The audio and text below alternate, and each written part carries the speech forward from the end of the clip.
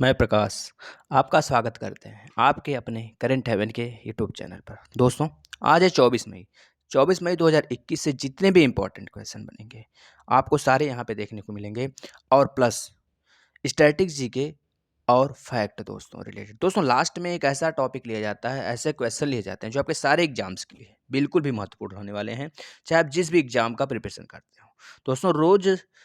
दोस्तों 5 मिनट का सेशन दोपहर में आपके मैथ का और जीके का आता है, तो आप उसे भी फॉलो करें। दोस्तों, लाइक करना, शेयर करना, सब्सक्राइब और बेल आइकन पर क्लिक करके नोटिफिकेशन से अपडेट रहना यह आपके हाथ में है। दोस्तों, आप यह ज़रूर किया करिए अगर आपको इस वीडियो से कुछ फ़ायदे मिल रहे हैं तो चलिए आज के पहले क्वेश्चन से हम स्टार्ट कर लेते हैं। हाल ही में किस राज्य ने स्मार्ट सिटी मिशन योजनाओं के क्रियान्वयन में पहला स्थान प्राप्त किया है? तो ये ऐसा राज्य कौन-सा है जो स्मार्ट सिटी मिशन योजनाओं के क्रियान्वयन में पहला स्थान प्राप्त किया है दोस्तों? तो बता देंगे ऐसा राज्य जो है झारखंड है दोस्तों। तो झारखंड ने स्मार्ट सिटी परियोजनाओं के कार्यान्वयन जितने भी होते हैं की प्रगति के आधार पर भारत के 36 राज्यों और केंद्र शासित प्रदेशों में पहला स्थान प्राप्त किया है। तो पहले आप यही याद रखेंगे कि कितने राज्यों का इसमें रैंकिंग निकाली गई, तो बता देंगे 36 राज्यों में। 36 जो सर्वश्रेष्ठ राज्य थे उसमें से, और उसमें से सबसे पहला स्थान झारखंड का आया है। इस 36 में आपका केंद्र शासित प्रदेश भी शामिल हैं, याद रखेंगे दोस्तों। तो पहले स्थान पर तो झारखंड रहा है और दूसरे स्थान पर कौन सा राज्य है, तो बता देंगे राजस्थान रहा है दोस्तों दूसरे स्थान पर इस रैंकिंग में। दोस्तों, याद रखेंगे अगर हम बात करें वहीं झारखंड की राजधानी रांची की अगर बात करें दोस्तों, रांची की अगर बात करें तो 100 शहरों में चल रही जितने भी मिशन योजनाओं की प्रगति है उसके मामले में 12वें स्थान पर है दोस्तों, याद रखेंगे 12वें स्थान पर।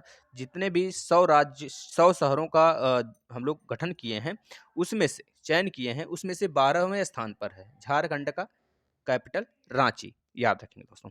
दोस्तों, दूसरी ओर अगर हम बात करें राज्य और केंद्र शासित प्रदेशों की सूची में, तो बता देंगे दिल्ली 11वें स्थान पर है। दिल्ली 11वें स्थान पर है दोस्तों, 11th नंबर पर है, याद रखेंगे। और शहरों की सूची में अगर केवल शहर की बात करें तो बता देंगे बिहार जो है 27वें स्थान पर है। बिहार 27वें स्थान पर है दोस्तों। बिहार का पटना की अगर बात करें दोस्तों, तो पटना राजधानी की श्रेणी से अगर बात करें, जैसे राजधानी की श्रेणी से रांची जो है दोस्तों 12वें स्थान पर है। वहीं अगर हम बात करें पटना की, तो पटना 68वें स्थान पर है, 68वें नंबर पर है दोस्तों, याद रखेंगे। और 41वें नंबर पर आपका दिल्ली नगर निगम है दोस्तों, 41वें नंबर पर, याद रखेंगे दोस्तों इतनी बात। यहाँ पे बात हुआ है झारखंड की, तो झारखंड के बारे में आपको बताते हैं दोस्तों। यहाँ का कैपिटल है रांची और सीएम है हेमंत सोरेन। यहाँ के गवर्नर है द्रौपदी मुर्मू। दोस्तों, यहीं पर सरहोल और रोहिणी त्योहार मनाया जाता है दोस्तों। नीलांबर पीताम्बर जल समृद्धि योजना भी यहीं पे स्टार्ट हुआ था कुछ दिन पहले। दोस्तों, यहीं पर सोहराई और कोहबर आर्ट जीआई टैग यहाँ का दिया गया है, इसी राज्य को दिया गया है दोस्तों। सोहर और कोहबर आर्ट पे जीआई टैग मतलब ज्योग्राफिकल इंडिकेशन। इस पे एक सेपरेट वीडियो आया हुआ है, आप देख सकते हैं। बिरसा हरित ग्राम योजना यहीं पे स्टार्ट हुआ था दोस्तों। बिरसा मुंडा आपने पता होगा कि आपको 1898 के 99 के आसपास में इन्होंने बहुत ज़्यादा विद्रोह हुआ था। बिरसा मुंडा झारखंड से ही बिलोंग करते थे। दूरदर्शन के साथ मिलकर स्कूल क्लास स्टार्ट यहीं पे हुआ था। दोस्तों, समर अभियान यहीं पे शुरू हुआ था दोस्तों, याद रखेंगे। दोस्तों, इसकी स्थापना जो हुई थी झारखंड की 15 नवंबर 2000 को हुआ था। यहाँ की लोकसभा सीट है 14 और राज्यसभा सीट है दोस्तों 6 और विधानसभा सीट है 82, याद रखेंगे दोस्तों। दोस्तों, यहीं पर राष्ट्रीय जूनियर हॉकी चैंपियनशिप को स्थापित किया जाना था, याद रखेंगे। स्वास्थ्य सुरक्षा सप्ताह की घोषणा भी इसी जगह हुआ था दोस्तों, 22 अप्रैल से लेकर 29 अप्रैल के बीच में। इतनी बातें आप झारखंड से याद रखेंगे। चलते हैं नेक्स्ट क्वेश्चन की तरफ। हाल ही में आयुष्मान भारत क्रियान्वयन में कौन सा राज्य पहले स्थान पर रहा है? जैसे आपने देखा कि सिटी स्मार्ट सिटी के मामले में झारखंड पहले स्थान पर रहा है दोस्तों। इसी तरह दोस्तों आयुष्मान भारत क्रियान्वयन में पहले स्थान पर रहा है कर्नाटक। दोस्तों, यहाँ पे कर्नाटक पहले स्थान पर रहा है। तो हम पहले बात करेंगे यहाँ पे कर्नाटक के बारे में। कर्नाटक के बारे में सब कुछ जानेंगे। पहले पहले यहाँ पे कर्नाटक के बारे में सब कुछ जान लेते हैं। एक मिनट दोस्तों।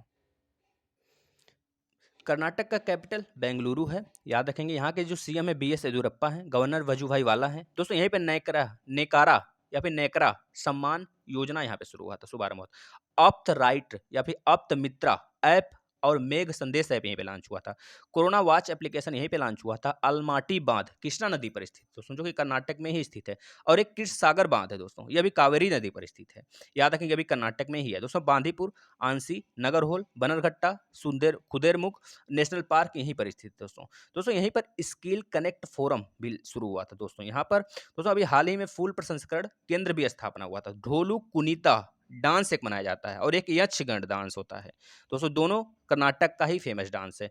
नदिनी नदी महोत्सव यहीं पे मनाया जाता है दोस्तों। यहीं पे अभी समापन हुआ है। यहाँ की लोकसभा सीट 28 है, राज्यसभा सीट 12 है, विधानसभा सीट 225 है दोस्तों। यहाँ पे बात हुआ है आयुष्मान भारत का।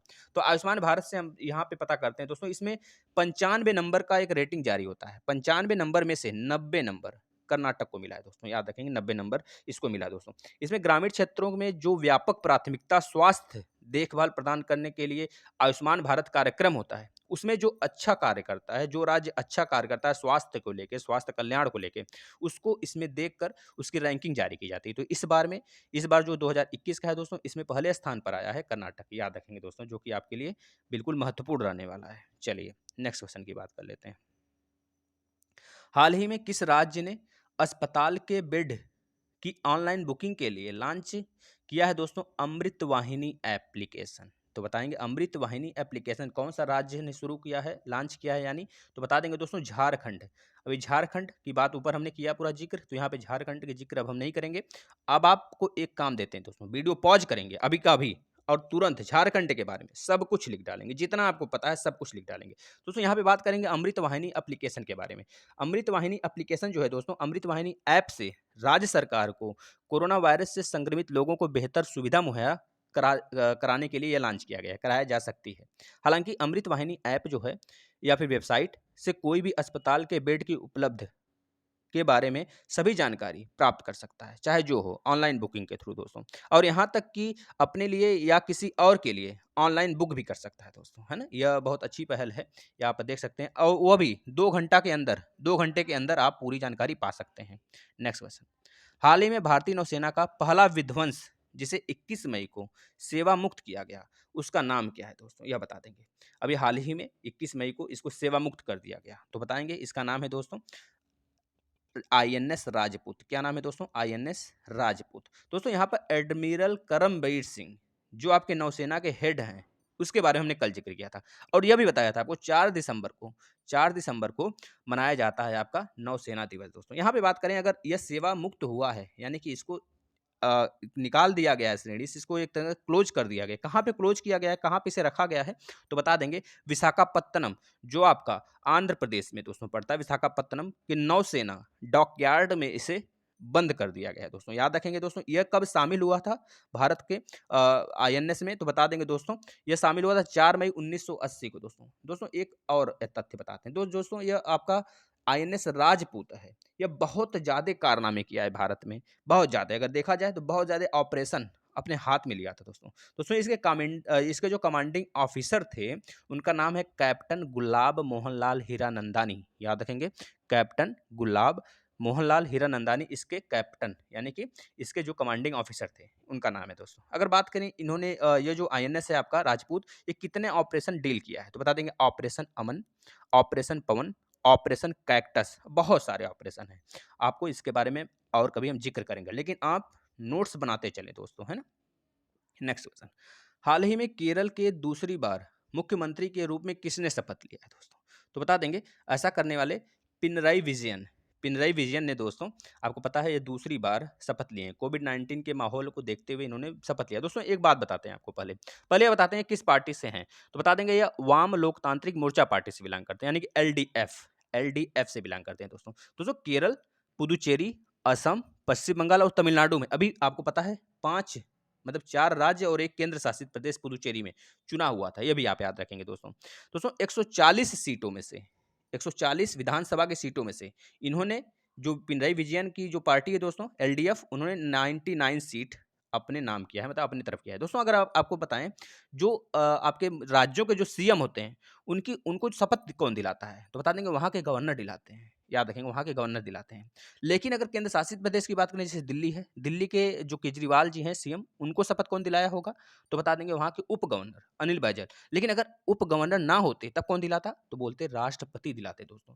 यहाँ पे बात हुआ है केरल का, तो केरल के बारे में सब कुछ जानते हैं। यहाँ का कैपिटल तिरुअनंतपुरम है। यहाँ के सीएम अभी अब बने हैं पिनरई विजयन दूसरी बार, याद रखेंगे। यहाँ के गवर्नर आरिफ मोहम्मद खान जो इनको शपथ दिलाए हैं। यहीं पर प्रोजेक्ट के फोन का ऐलान किया गया था। दोस्तों यहीं पर गरीबी रेखा जो के फ़ोन है दोस्तों, यह गरीबी रेखा से नीचे के लोगों को एक तरह से कर दीजिए ऐलान प्रोजेक्ट, मतलब उनको जो है बहुत सारी सुविधाएँ मुहैया कराता है।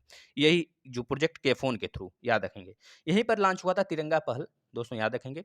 यहीं पे लॉन्च हुआ था दोस्तों कोविड-19 रोगियों के सेवा के लिए एक एप्लीकेशन कह लीजिए, एक रोबोट कह लीजिए, उसका नाम था कर्मी रोबोट, याद रखेंगे दोस्तों। ब्रेक द चेन कार्टून अभियान यहीं पे शुरू हुआ था। अनाईमुडी 16, पंबन, मितुकुटा, एखी नेशनल पार्क और शांत घाटी पेनियार वन्य जीव अभयारण्य यहीं पर स्थित है दोस्तों, केरल में दोस्तों, याद रखेंगे। दोस्तों यहीं पर वन स्कूल वन आईएएस योजना यहाँ पे लॉन्च हुआ था दोस्तों। परिवर्तनम योजना यहीं पे शुरू हुआ था दोस्तों। यहीं पर अगर बात करें, लोक कला उत्सव 2021 भी शुरू हुआ था दोस्तों। यहाँ की लोकसभा सीट 20 है, राज्यसभा सीट 9 है, विधानसभा सीट 140 दोस्तों। अटुकम पोंगला उत्सव भी यहीं पे मनाया जाता है दोस्तों। केरल, कर्नाटक, झारखंड की जो राजकीय पशु है दोस्तों, हाथी है। आप याद रखेंगे इतनी बातें। यहाँ से चलते हैं नेक्स्ट क्वेश्चन की तरफ।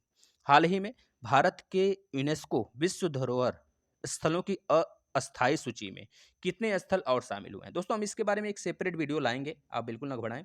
बिल्कुल भी जो यूनेस्को के साइट कैसे बनते हैं, ये कैसे आते हैं, इसके क्या क्राइटेरिया होते हैं, सब बताने वाले हैं एक सेपरेट वीडियो में, सिर्फ 10 मिनट के 12 बजे वाले वीडियो आप जरूर फॉलो करिए, उसमें जरूर बताएंगे दोस्तों। तो इसमें अभी तक जो हमारे भारत के जो विश्व धरोहर स्थल थे वो 42 थे, लेकिन हाल ही में इसमें 6 और जोड़ दिया गया। वह 6 कौन कौन से हैं, हम आपको नाम बताते हैं, आप उसको जरूर से जरूर नोट करिए दोस्तों। देखिए, पहला पहला याद रखेंगे दोस्तों, पहला है वाराणसी का गंगा घाट, दूसरा तमिलनाडु में कांचीपुरम का मंदिर है, तीसरा मध्य प्रदेश में सतपुड़ा टाइगर रिजर्व है दोस्तों, चौथा जो है महाराष्ट्र का सैन्य वास्तुकला है, और पांचवा हायर बैंकल मेगालिथिक साइट है दोस्तों, और जो छठा है मध्य प्रदेश में नर्मदा घाटी के भेड़ा घाट, लमेता घाट, भेड़ा घाट और लमेता घाट दोनों को दोस्तों इसमें शामिल किया गया, यानी कि 6 यह विश्व धरोहर स्थल हैं। इस पे हम आपको यूनेस्को विश्व धरोहर स्थल हैं दोस्तों, इस पहले 42 थे, अब 6 हो गए, यानी कि टोटल मिलाकर 48 हो गए। आप तो ये याद ही रखेंगे, और अभी हाल में जो 6 शामिल किया गया उसका नाम भी याद रखेंगे। हम इसका एक सेपरेट वीडियो लाएंगे 5 मिनट का, आप जरूर उसको देखिएगा। नेक्स्ट क्वेश्चन, हाल ही में किस बैंक ने सिटी यूनियन बैंक के साथ 3 अन्य बैंक या फिर 3 अन्य बैंक पर जुर्माना लगाया है दोस्तों?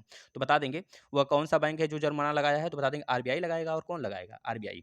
आरबीआई के बारे में पहले बताते हैं, फिर बैंकों के बारे में बताते हैं। आरबीआई की स्थापना 1 अप्रैल 1935 को हुआ था, जो भारत का राष्ट्रीय बैंक है। यह एक्ट 1934 के थ्रू हुआ था दोस्तों, याद रखेंगे। 1 जनवरी 1949 को आरबीआई आरबीआई का राष्ट्रीयकरण हुआ था। यह भारत का क्या काम करती है, जैसे मौद्रिक दोस्तों जो मौद्रिक का कह लीजिए मौद्रिक प्राधिकरण होता है उसके बारे में ये काम करती है भारत की। अगर बात करें दोस्तों जो इशूइंग करेंसी होती है उसको यह डील करती है, और जो मैनेजिंग फॉरेन एक्सचेंज होता है इसको यह मैनेज करता है दोस्तों, और बहुत सारे काम करते हैं। जैसे कि बात करें क्रेडिट नियंत्रण का भी काम करता है, वाणिज्य बैंकों पर नियंत्रण का भी काम करता है। अगर बात करें ऑफिशियल डायरेक्टर इसके कितने होते हैं, तो बताएंगे 5 होते हैं। एक तो गवर्नर होता है, एक 4 जो है डिप्टी गवर्नर होते हैं। सबका नाम बताते हैं। जो 4 डिप्टी गवर्नर हैं उसमें से पहला है टी रवि शंकर, दूसरा है एम राजेश्वर राव, और तीसरा है डॉक्टर एमडी पात्र, और पांचवा है बीपी कानूनगो, और एक गवर्नर है जो शक्तिकांत दास, या 25वें नंबर के दोस्तों। फर्स्ट गवर्नर ऑफ आरबीआई तो बता देंगे सर ऑसबर्न स्मिथ।